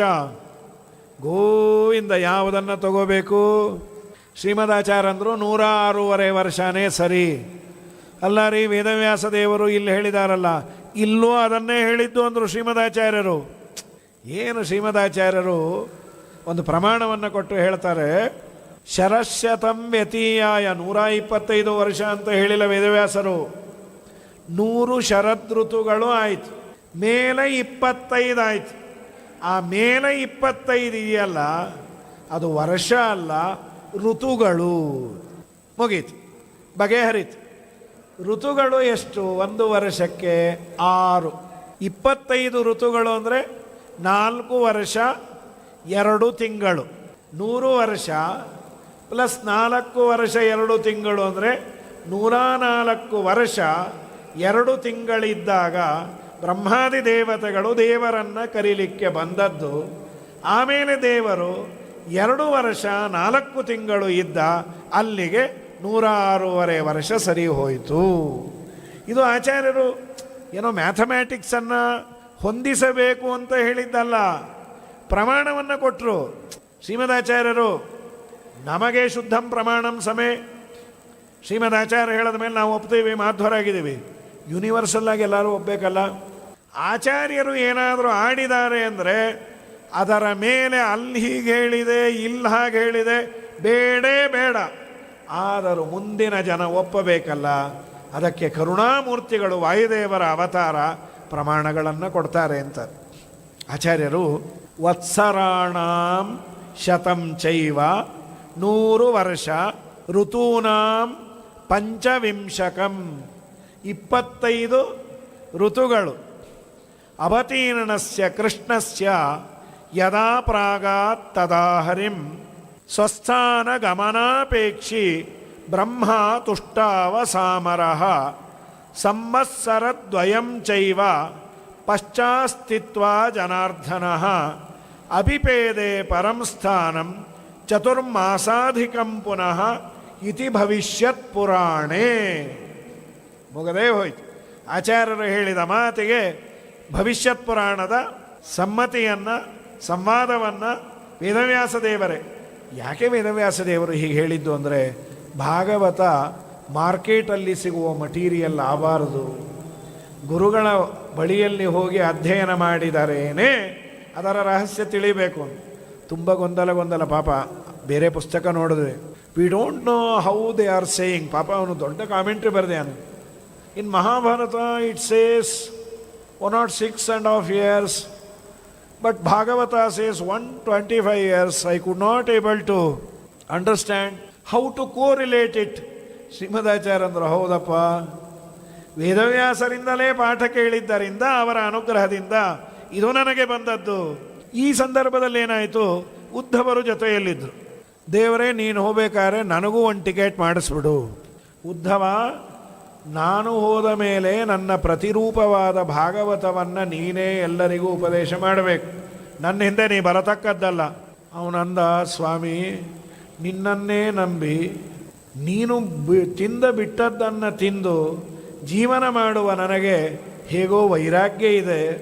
ನೀನು ಹೋಗಿಬಿಟ್ಟೆ ಅಂದರೆ ವೈರಾಗ್ಯ ಹೋಗಿಬಿಡತ್ತೆ. ನಾನು ಏನು ಮಾಡಲಿ? ನನ್ನ ವೈರಾಗ್ಯ ಸಂರಕ್ಷಣೆ ಮಾಡಿಕೊಳ್ಳೋದು ಹೇಗೆ? ಏನ್ರಿ, ಆಂಡ್ರಾಯ್ಡ್ ಬಂದ ಇವತ್ತಿನ ಕಾಲದಲ್ಲಿ 5G ಬಂದ ಮೇಲಲ್ಲ ಅವನು ಕೇಳಿದ್ದು. ಬದರಿಕಾಶ್ರಮದಲ್ಲಿರುವ ಉದ್ಧವ ನನಗೆ ವೈರಾಗ್ಯ ಹೋಗುತ್ತೆ ಅಂದರೆ, ನಮಗೆಲ್ಲ ವೈರಾಗ್ಯ ಇದೆ ಅಂದರೆ ವೈರಾಗ್ಯಾಭಿಮಾನಿ ದೇವತೆಗೆ ನಗು. ಏನು ಈ ಮಾತನ್ನು ಆಡಿದರೆ? ನಮಗೆಲ್ಲ ಅಂದರೆ ಅಸ್ಮದ್ಯುತ್ತಮ, ನನಗೆ, ನಿಮಗೆಲ್ಲ ಅಲ್ಲ, ನಿಮಗೆಲ್ಲ ಇದೆ. ಎಲ್ಲರನ್ನು ಅನ್ನುವ ಅಧಿಕಾರ ನನಗಿಲ್ಲ. ಶಾಸ್ತ್ರದಲ್ಲಿ ಏನು ಗೊತ್ತಾ, ನಾನು ಅನ್ನಬಾರದು, ನಮಗೆ ಅಂತಾನೆ ಅನ್ನಬೇಕು. ಅಸ್ಮದ್ಯುತ್ತಮ ಅಂತದೊಂದು ನಿಯಮ. ನನ್ನ ಮನೆ ಅನ್ನಬಾರ್ದು, ನಮ್ಮ ಮನೆ ಅನ್ಬೇಕಂತ. ಅದು ನನ್ನ ಮನೆ ಅಂದರೆ ಅದು ಸ್ವಾರ್ಥ ಅನ್ಸತ್ತೆ. ನಮ್ಮ ಮನೆಗೆ ಬನ್ನಿ, ನನ್ನ ಮನೆಗೆ ಬನ್ನಿ ಅನ್ನಬಾರ್ದಂತ. ಉದ್ಧವ, ನಿನ್ನ ವೈರಾಗ್ಯ ಪರ್ಮನೆಂಟಾಗಿ ಉಳಿಲಿಕ್ಕೆ ನಾನು ನಿನಗೊಂದು ಉಪದೇಶ ಮಾಡ್ತೇನೆ. ಇದು ಹೊಸದಲ್ಲ, ನಿಮ್ಮ ಹಿರಿಯರಿಗೆ ಆದ ಉಪದೇಶ. ಯದುರಾಜನಿಗೂ ಹಾಗೂ ಅವಧೂತ ಬ್ರಾಹ್ಮಣನಿಗೂ ಆದ ಉಪದೇಶ. ನಿಮ್ಮ ಹಿರಿಯ ಯದುರಾಜ ದಾರಿಯಲ್ಲಿ ಬರಬೇಕಾದ್ರೆ ಒಬ್ಬ ಅವಧೂತ ಬ್ರಾಹ್ಮಣ. ಅವಧೂತ ಬ್ರಾಹ್ಮಣ ಅಂದರೆ ಅವನಿಗೆ ಯಾವ ಪರಿವೆಯೂ ಇಲ್ಲ. ದೇಹದ ಮೇಲೆ ವಸ್ತ್ರ ಇದೆಯೋ ಬಿಟ್ಟಿದೆಯೋ, ಊಟ ಆಗಿದೆಯೋ ಬಿಟ್ಟಿದೆಯೋ, ಮನೆ ಇದೆಯೋ ಬಿಟ್ಟಿದೆಯೋ, ಯಾವ ಕಾಳಜಿಯೂ ಇಲ್ಲದೆ ನಿಶ್ಚಿಂತೆಯಿಂದ ದೇವರನ್ನು ನಂಬಿದ ವ್ಯಕ್ತಿಗೆ ಅವಧೂತ ಅಂತ. ಅವನನ್ನು ನೋಡಿದಾಗ ಅವನಂತಾನೆ, ಅಲ್ಲಪ್ಪ, ನಮಗೆ ಆಳು ಕಾಳು ದುಡ್ಡು ಕಾಸು ಎಲ್ಲ ಇದೆ, ನೆಮ್ಮದಿ ಇಲ್ಲ. ನಿನ್ನನ್ನು ನೋಡಿದ್ರೆ ಏನೂ ಇಲ್ಲ, ಆದರೆ ನಿನ್ನ ಮುಖದಲ್ಲಿ ನೆಮ್ಮದಿಯ ಆನಂದ ಕಾಣಿಸ್ತಾ ಇದೆ. ಹೇಗೆ ಇದು ಸಾಧ್ಯ? ಅವನು ಹೇಳ್ದ, ನೀನೇ ಉತ್ತರ ಹೇಳ್ದೆಲ್ಲ ಅಂತ. ಏನು ನಿಂಗೆಲ್ಲ ಅದು ಇರೋದಕ್ಕೆ ಸಮಸ್ಯೆ, ನನಗೇನಿಲ್ಲ ಅದೇ ನನಗೆ ಆನಂದ. ಬ್ರಾಹ್ಮಣವು ವಾಚ ಸಂತಿಮೇ ಗುರವೋ ರಾಜನ್ ಬಹವೋ ಬುದ್ಧ್ಯುಪಾಶ್ರಿತಾ ಯಥೋ ಬುದ್ಧಿಂ ಉಪಾದಾಯ ಮುಕ್ತೋ ಅಟಾಮಿಯಹ ತಾನ್ ಶೃಣು. ನಾನು ಹೇಗೆ ಸಂಚಾರ ಮಾಡ್ತೇನೆ, ಹೇಗೆ ಹೀಗಿದ್ದೇನೆ ಹೇಳ್ತೀನಿ ಕೇಳು. ನನಗೆ ಅನೇಕ ಗುರುಗಳಿದ್ದಾರೆ, 24 ಗುರುಗಳು. ಅದು ಗುರುಗಳು ಅಂದರೆ ನಾನು ಅದರಿಂದ ಕಲಿತದ್ದು. ಪಾಠ ಹೇಳಬೇಕು ಅಂತಲ್ಲ, ಯಾಕೆಂದರೆ ಜಡಗಳಿಂದ ನಾನು ಕಲಿತೆ ಅಂತ. ಪೃಥ್ವಿ ವಾಯುರಾಕಾಶ ಆಪೋ ಅಗ್ನಿಶ್ಚಂದ್ರಮ ರವಿ ಕಪೋತೋ ಅಜಗರ ಸಿಂಧು ಪತಂಗೋ ಮಧುಗೃತ್ ಗಜ ಮಧುಹ ಹರಿಣೋ ಮೀನಃ ಪಿಂಗಲ ಕುರರೋರ್ಭಕ ಕುಮಾರಿ ಶರಕೃತ್ ಸರ್ಪ ಊರ್ಣನಾಭಿ ಸುಪೇಶಕೃತೆ ಏತೇ ಮೇ ಗುರವೋ ರಾಜನ್ ಬಹವೋ ಬುದ್ಧ್ಯುಪಾಶ್ರಿತಾ. 24 ಗುರುಗಳಲ್ಲಿ ಪಂಚಭೂತಗಳು ಬಂತು. ಭೂಮಿಯಿಂದ ಪಾಠ ಕಲಿತೆ. ಏನದು? 2 ಪಾಠ ಅಂತೆ. ಒಂದು ಪರೋಪಕಾರಕ್ಕಾಗಿ ಬದುಕಬೇಕು, ಇನ್ನೊಂದು ಕ್ಷಮಾಗುಣ. ಆದ ಮೇಲೆ ಇನ್ನೊಂದು ವಾಯುವಿನಿಂದ ಕಲಿಯಬೇಕಾದ ಪಾಠ ಆಹಾರ ಕಮ್ಮಿ ತಿನ್ನು ಅಂತ. ಗಾಳಿ ಸಂಚಾರ ಇರಬೇಕಂತ. ಹೊಟ್ಟೆಯಲ್ಲಿ ಸಿಕ್ಕಾಪಟ್ಟೆ ತಿಂದು ಏಳಲಿಕ್ಕಾಗದೆ ಇರೋಷ್ಟು ತಿನ್ನಬೇಡ ಅಂತ. ಆಪಹ, ನೀರಿನಿಂದ ಕಲಿಯಬೇಕಾದದ್ದು ಒಂದು ಕ್ಲೀನ್ಲಿನೆಸ್, ಇನ್ನೊಂದು ಬೈಂಡಿಂಗ್ ನೇಚರ್. ಸಜ್ಜನರ ಜೊತೆ ಮಿಂಗಲ್ಲಾಗು. ಏನು ಅದ್ಭುತವಾದ ನೀರಿನ ಗುಣ! ಎಂಥ ಹಿಟ್ಟಾದರೂ ಅದು ನೀರು ಬಿದ್ದರೆ ಕಲಿಯತ್ತೆ. ಚಪಾತಿ ಹಿಟ್ಟು, ಅದು ಗಾಳಿ ಬಂತು, ಹಾರಿ ಹಾರಿ ಹೋಗ್ತಾ ಇದೆ, ಏನು ತೋಚುತ್ತಾ ಇಲ್ಲ, ಏನು ಮಾಡೋದು, ಜರಡಿ ಹಿಡಿತಾ ಇದ್ದೇನೆ. ಗಂಡ ಅಂದ, ಸ್ವಲ್ಪ ನೀರು ಹಾಕಿ ಕಲಸಿಡು, ಅದು ಹಾರು ಹೋಗಲ್ಲ. ಹೌದೇನ್ರಿ? ಸಜ್ಜನರ ಜೊತೆ ಮಿಂಗಲ್ಲಾಗು. ನಿನ್ನನ್ನು ನೋಡಿದರೆ ಪವಿತ್ರರಾಗುವಷ್ಟು ಪುಣ್ಯವನ್ನು ನೀನು ಸಂಪಾದನೆ ಮಾಡು. ಅಪಹ ಅಗ್ನಿ ಕೆಲವೊಮ್ಮೆ ಚೆನ್ನಾಗಿ ಉರಿಯತ್ತೆ, ಕೆಲವೊಮ್ಮೆ ಏನು ಗೊತ್ತಿಲ್ಲದೆ ಬೂದಿ ಮುಚ್ಚಿಕೊಂಡು ಇರತ್ತೆ. ಹಾಗೆ ನಿನ್ನಲ್ಲಿರುವಂತಹ ಒಳ್ಳೆಯ ಗುಣಗಳನ್ನು ಕೇಳುವವರು ಇದ್ದರೆ ಹೇಳ್ತಾನೆ ಇರು. ಮುಗಿಸ್ಬಿಡ್ತೇನೆ. ಎಲ್ಲಿ ಬೆಲೆ ಇಲ್ಲ ಅಲ್ಲಿ ಏನೂ ಗೊತ್ತಿಲ್ಲ ಅಂತ ದಡ್ಡನಾಗಿ ಇದ್ಬಿಡು. ಇನ್ನೂ ಒಂದೇನು ಗೊತ್ತಾ, ಅಗ್ನಿಯಿಂದ ಕಲಿಯಬೇಕಾದದ್ದು, ಏನೇ ಹೊಲಸನ್ನು ಹಾಕಿದರೂ ಸುಟ್ಟು ತಾನು ಶುದ್ಧವಾಗಿರತ್ತೆ. ಹಾಗೆ ದಾನ ಧರ್ಮವನ್ನು ತೆಗೆದುಕೊಳ್ಳೋನು ತಪಶ್ಚರ್ಯವನ್ನು ಮಾಡಿ ದಾನವನ್ನು ಅರಗಿಸಿಕೋ.